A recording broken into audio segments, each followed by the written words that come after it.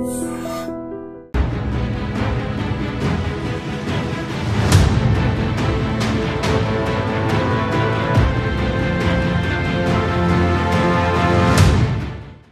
Welcome to iDream. నేను మీ మాధురి. మన హిందూ పురాణాలపై జోక్లు వేయడం ఈ జనరేషన్ వాళ్లకు సరదాగా మారిపోతుంది.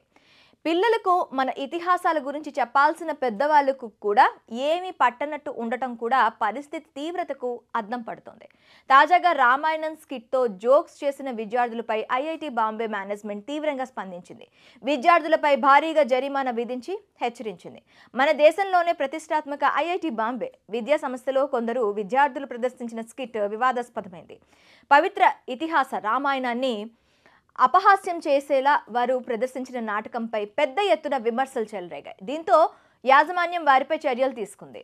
ఒక్కో విద్యార్థికి 1,20,000 రూపాయల చొప్పున జరిమానా విధించింది. వివరాల్లోకి వెళ్తే, ఈ ఏడాది మార్చి చివర్లో ఐఐటి బాంబేలో వార్షిక ఆర్ట్స్ ఫెస్టివల్ జరిగింది.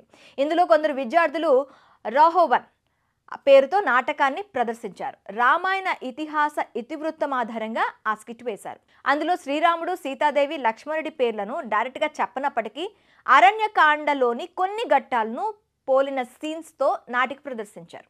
ఆ తర్వాత నాటికకు సంబంధించిన దృశ్యాలు సోషల్ మీడియాలో వైరల్గా మారాయి. ఐఐటి బాంబే విద్యార్థులు ప్రదర్శించిన నాటికలో ఉపయోగించిన భాష, హావభావాలు అనుచితంగా ఉండడంతో ఆ స్కిట్పై విమర్శలు వెల్లువెత్తుతున్నాయి.